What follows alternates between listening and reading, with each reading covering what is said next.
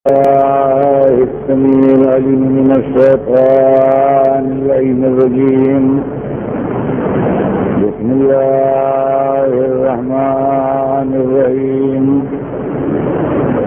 الحمد لله رب العالمين، والصلاة والسلام على سيدنا وشفيعنا بالقاسم وآله الطيبين الطاهرين المعصومين، ولعنة الله على أعدائهم أجمعين من يومنا هذا إلى يوم الدين.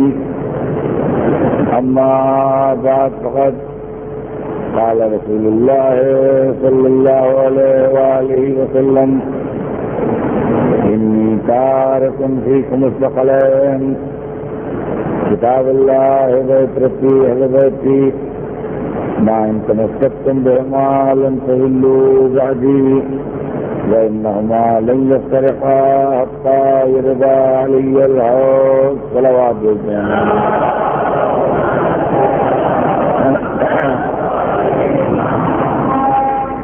ہمارے آپ کے درمیان کل تک قرآن مجید کی کچھ آیتوں پر گفتگو ہوئی تھی، جس کے اندر رسول و آل رسول کی نورانیت اور روحانیت کی بات ہے. بعض لوگ عجب اعتراض کرتے ہیں، اور وہ اعتراض در حقیقت یا عداوت کی بنیاد پر ہے یا جہالت کی بنیاد پر، کہ آپ لوگ اپنے اماموں کو معصوم مانتے ہیں، اور آپ لوگ اپنے اماموں کو نورانی مانتے ہیں. عزیزان گرامی، ہم لوگ مانتے نہیں ہیں. امام کا معصوم ہونا، آل رسول کا معصوم ہونا، یہ فضیلت نہیں ہے، یہ دین کی ضرورت ہے. فرمایا اس کی وجہ یہ ہے کہ مذہب کو بتائے کون اور مذہب کو سمجھائے کون؟ وہی بتائے جو مذہب کو پوری طرح جانتا ہو، اور وہی سمجھائے جو مذہب کو پوری طرح سمجھے ہوئے ہو. بتانے والا اگر غلطی کرے گا تو وہ غلطی آگے قیامت تک چلے گی غلطی بن کے، اور انسان جو ہے وہ گمراہ ہوں گے. ہم اہل بیت کے سلسلے کو جو مانتے ہیں وہ اس لیے کہ اسلام کے اندر مرکزیت رہے، ایک مرکز اور ایک سینٹر رہے جہاں سے آن کے لوگ دین کو پوچھیں اور دین کو سمجھیں. ہماری بات کو لوگ سمجھتے نہیں ہیں اور اس کے اوپر اعتراض کرنے لگتے ہیں. دیکھیے، اسلام ایک دن میں نہیں آیا تھا. توجہ سنیے گا جہاں جہاں حضرات ہے. اسلام ایک دن میں نہیں آیا، اسلام 23 برس میں آیا.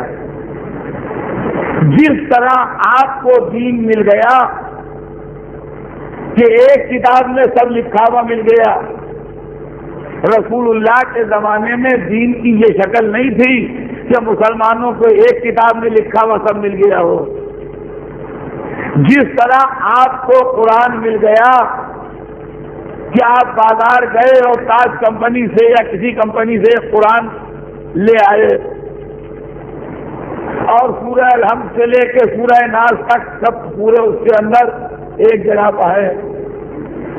رسول کے پیریڈ میں ایسا نہیں تھا. آپ کو جیسے ساری باتیں اسلام کی ایک مہینہ، 2 مہینے، 4 مہینے اگر آدمی اسٹڈی کرے تو امپارٹنٹ پوائنٹ معلوم ہو جائیں گے کہ کیا حلال ہے، کیا حرام ہے، کیا جائز ہے، کیا ناجائز ہے. رسول کے پیریڈ میں ایسا نہیں تھا. آپ غور کیجیے گا، میں انالیسس کر رہا ہوں، اس انالیسس کو سمجھنے کی کوشش کیجیے. 23 برس میں یہ دین آیا ہے. تو قرآن 23 برس میں نازل ہوا، اسلام 23 برس میں آیا، حلال و حرام 23 برس میں آیا، واجب مستحب مباح 23 برس میں آیا۔ 23 برس کا پیریڈ بہت ہوتا ہے۔ ہم ہر ایک کو بے دین نہیں کہتے ہیں، یہ ہم پر جھوٹا الزام ہے کہ شیعہ تو علی کے سوا، اہل بیت کے سوا کسی کو مانتے نہیں، سب کو برا کہتے ہیں۔ نہیں، سب کو برا نہیں کہتے ہیں، جو برے تھے انہیں برا کہتے ہیں، سب کو نہیں کہتے ہیں۔ اب سنیے کیا معاملہ ہے۔ رسول اللہ نے ایک حکم آج بتایا، اسلام آنے کے 5ویں برس پر کیجیے۔ وہ آدمی جو کسی دیہات سے آیا تھا وہ بیٹھا ہوا تھا رسول اللہ کی محفل میں، اس نے سنا کہ رسول نے کہا کہ یہ حکم آیا ہے، وہ سن کے چلا گیا اور اس نے اپنے دیہات میں، اپنے گاؤں میں یہ بتایا کہ ہم خود سن کے آئے ہیں رسول اللہ کے پاس یہ حکم آیا ہے۔ 5 برس کے بعد وہ حکم منسوخ ہو گیا، نیا حکم آ گیا اس کی جگہ۔ اس وقت وہ آدمی نہیں تھا،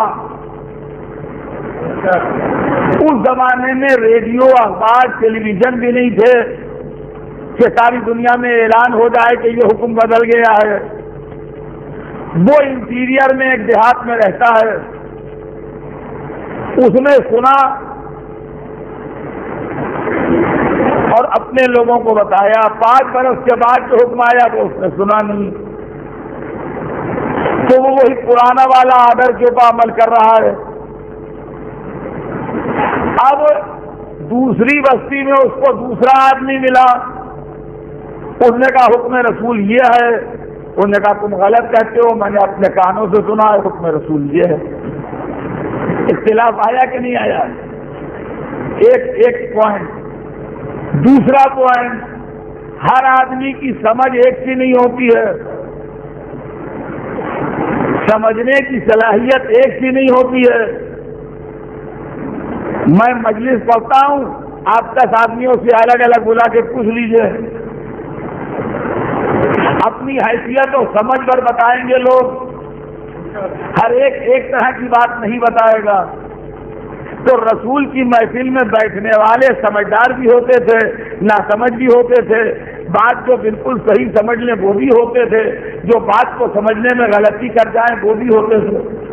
یہ دوسرا پوائنٹ۔ تو اس آدمی کو بھی ہم بے ایمان نہیں کہہ سکتے، اس آدمی کو بھی ہم بے ایمان نہیں کہہ سکتے، ناسمجھ کہہ سکتے ہیں مگر بے ایمان نہیں کہہ سکتے۔ تیسری چیز، کسی وقت کے لیے کوئی خاص حکم تھا، راوی اپنی ناسمجھی سے اس کو عام حکم سمجھا۔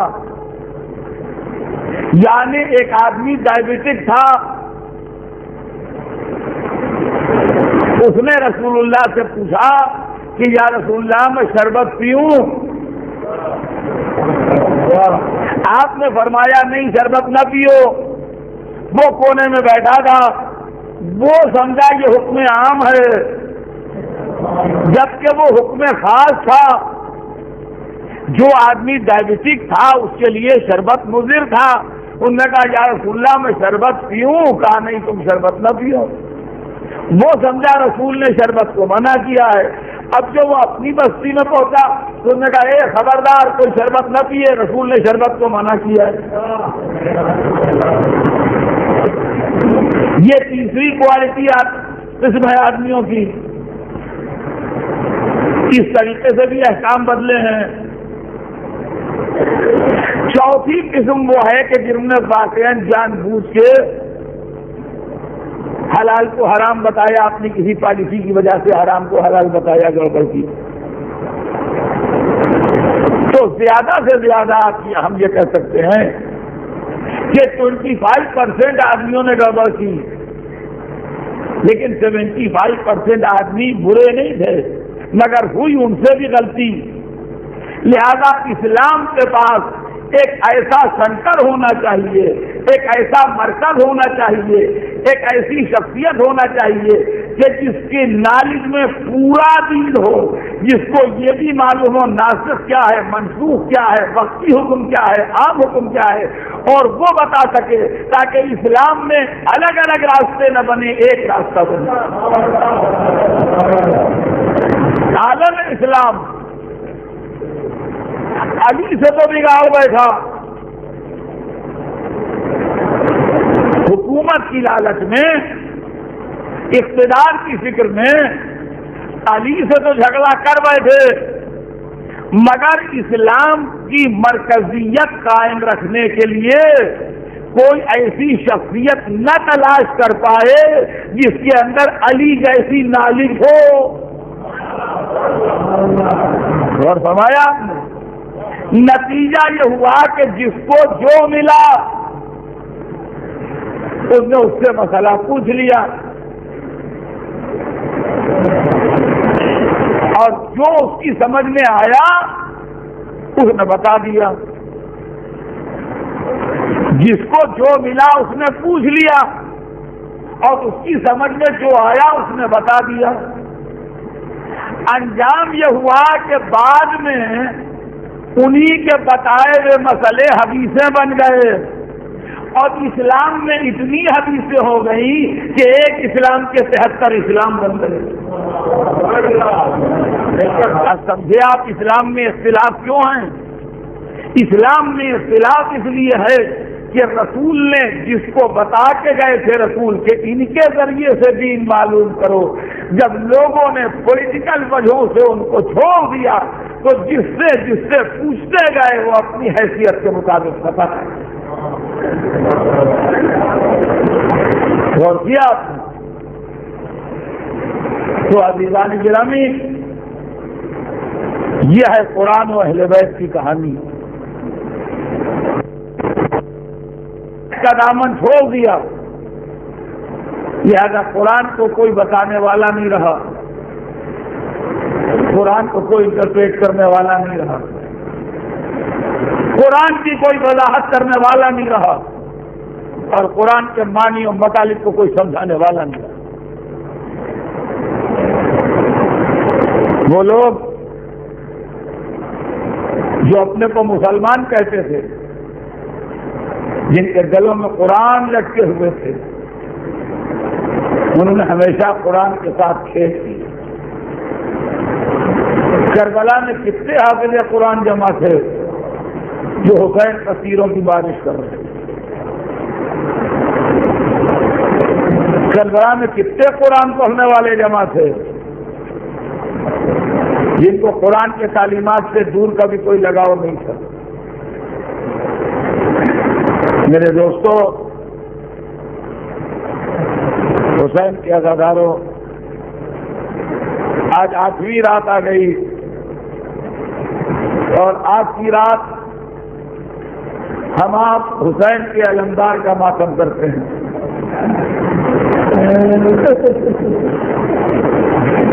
وہ جو سکینہ کے دل کی ڈھارس تھا، وہ جو سیدانیوں کے پردے کا سہارا تھا، وہ جس کی وجہ سے حسین کے لشکر کی شان و شوکت تھی، آج ان عباس کے رونے کی تاریخ ہے، ان عباس کو ماتم کرنے کی تاریخ ہے۔ عباس علی کی تمنا کا نام ہے، عباس حیدر کرار کی آرزو کا نام ہے، عباس اس کا نام ہے جو تاریخ میں کربلا میں علی کا کردار دہرا رہا تھا۔ علی کی جو خدمتیں رسول کے ساتھ تھیں، عباس کی وہی خدمتیں حسین کے ساتھ۔ مگر خدا کی قسم، دنیا میں ایسا وفادار بھائی تاریخ میں نہ دیکھا نہ دیکھے گی جس نے ہمیشہ اپنے کو غلام کہا، کبھی بھائی نہ کہا۔ اور خدا کی قسم، اس میں تعریف کے قابل حضرت عباس کی والدہ ہیں، اس لیے کہ چھوٹے بچے خود سے کچھ نہیں کہتے کسی کو، جو ان کے ماں باپ ان سے کہلواتے ہیں وہ کہتے ہیں۔ بڑے آدمی تو کچھ نہ کچھ کہتے ہیں کسی کو، لیکن چھوٹے سن میں بچہ کسی کو کچھ اپنی طرف سے نہیں کہتا ہے، جو اس کے ماں باپ بتاتے ہیں وہ کہتا ہے۔ ان کو بھائی کہو وہ بھائی کہتا ہے، ان کو چچا کہو وہ چچا کہتا ہے، ان کو دادا کہو وہ دادا کہتا ہے۔ یہ عباس کی ماں کا کردار تھا، جنہوں نے اپنے چھوٹے سے بچے کو یہ سمجھایا کہ بیٹا اگر کبھی کوئی تم سے پوچھے کہ حسن حسین تمہارے کون ہیں تو کہنا آقا ہیں، اگر کوئی تم سے پوچھے تم حسن حسین کے کون ہو کہنا غلام ہیں۔ ماں گود میں بٹھا بٹھا کے سمجھاتی رہی، بیٹا اس کا خیال رکھنا، تمہارا اور حسن حسین کا کوئی مقابلہ نہیں ہے، تم میرے بیٹے ہو، وہ رسول اللہ کے بیٹے۔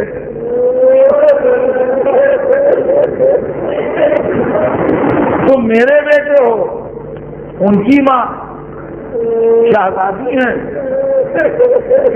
رسول اللہ کی شہزادی ہیں، جنت کی عورتوں کی سردار ہیں۔ کہاں میں کہاں جناب فاطمہ، میں ان کی کنیز ہوں۔ تو بیٹا جب تمہاری ماں ان کی ماں کی کنیز ہے تو تم بھی ان کے غلام ہو۔ ہمارے لاکھوں درود اور کروڑوں سلام اس ماں پر جس نے بچپن میں یہ تربیت دی۔ جب بیٹے جوان ہوئے اور حسین نے سفر غربت اختیار کیا تو ماں نے چاروں بیٹوں کو حسین کے حوالے کر دیا،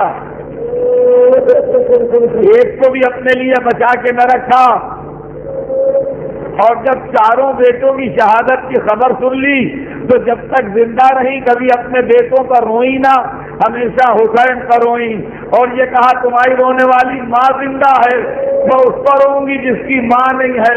یہ کہہ کے نعرہ مار دی، واہ حسینہ۔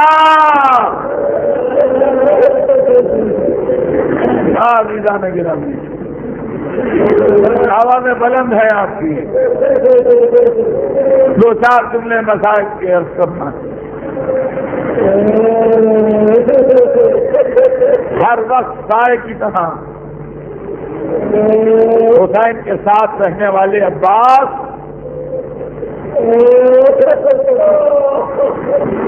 تاریخ بتاتی ہے کہ عباس میں اور دوسرے شہیدوں میں بڑے فرق ہیں۔ دیکھیے عباس میں اور سارے شہیدوں میں ایک فرق تو یہ ہے کہ ہر ایک کے دل کی حسرت نکل گئی، حبیب لڑ لیے، زہیر لڑ لیے،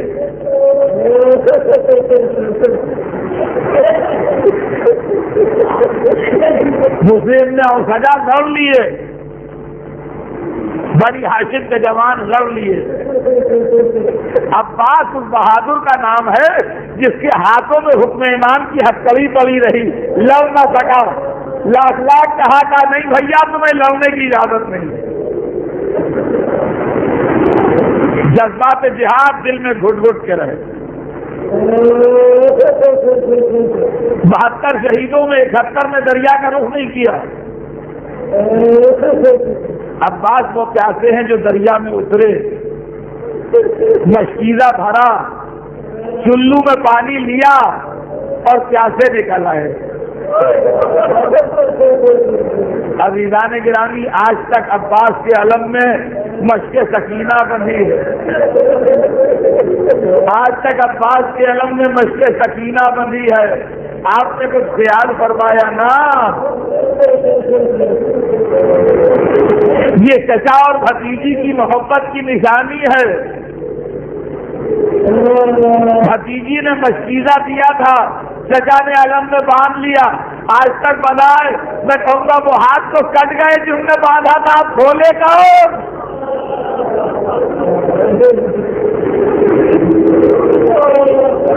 عاشور کا دن ہے، اصحاب و انصار تمام ہو چکے ہیں، بنی ہاشم شہید ہو چکے ہیں، عباس ہاتھ جوڑے کھڑے ہیں، آقا مجھے اجازت دیجیے، آقا مجھے اجازت دیجیے۔ کہا نہیں بھیا تمہیں اجازت نہیں ہے۔ آخر میں ایک منزل آئی کہ سکینہ چھوٹے چھوٹے بچوں کو لیے ہوئے، ہاتھوں میں سوکھے چاول، آن کے عباس کو گھیر لیا، آقاش اے چچا پیاس مارے ڈال دیا ہے۔ حسین نے سکینہ کو دیکھا، عباس کو دیکھا، اچھا بھیا جا رہے ہو تو ان بچوں کے لیے پانی کا بندوبست کرو، لونے کی اجازت نہیں ہے، پانی لانے کی اجازت ہے۔ لے لیجیے مشکل کشا کی پوتی نے عباس کی مشکل کشائی کی، دریا تک جانے کی اجازت ملی۔ تاریخ بتاتی ہے سکینہ خیمے کے اندر گئی، جا کے ایک مشکیزہ لے کے آئی، تصور کی آنکھوں سے دیکھیے تو منظر دکھائی دے جائے گا۔ 4 برس کی چھوٹی سی بھتیجی ننھے ننھے ہاتھ اٹھا کے مشکیزہ دے رہی ہے، بلند و بالا قد کا چچا اپنے گھوڑے سے جھک کے مشکیزہ لے رہا ہے۔ یہ عباس اور سکینہ کی آخری ملاقات تھی، اس کے بعد نہ عباس نے سکینہ کو دیکھا نہ سکینہ نے عباس کو دیکھا۔ عباس دریا سے پلٹ کے نہ آئے، سکینہ شام سے واپس نہ آئی۔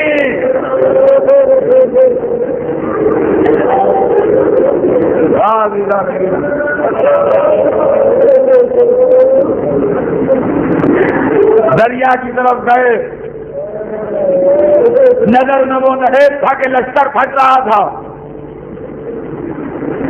دریا میں اترے، چلو میں پانی لے کے پھینکا، پینے کے لیے نہیں اٹھایا تھا، دنیا کو دکھانے کے لیے اٹھایا۔ ہم مجبور نہیں ہے، پانی ہمارے قبضے میں ہے۔ سوکھا مشکیزہ تر کیا، خشک مشک میں پانی بھرا، مشک کو لے کے چلے۔ دشمن کے حملے ہو رہے ہیں، عباس مشک کے سکینہ بچا رہے ہیں۔ اسی عالم میں داہنا ہاتھ قطع ہوا تو بائیں ہاتھ سے جہاد شروع کیا۔ جب بایاں ہاتھ ہی کٹ گیا تو مشکیزے کو گھوڑے کی پشت پر رکھا، اس پر سینہ ٹیک دیا، جو تیر آ رہے تھے جس میں عباس پر لگ رہے تھے، چاہتے پہ مشکیزہ پہنچ جائے، کسی عالم میں ایک تیر مشک کے سکینہ پر لگا، عباس کے دل کی طاقت نے جواب دیا، گھوڑے سے گرے، حسین نے کمر پکڑ لی، ارے میرا بھیا، ارے میرا عباس، واپس آ۔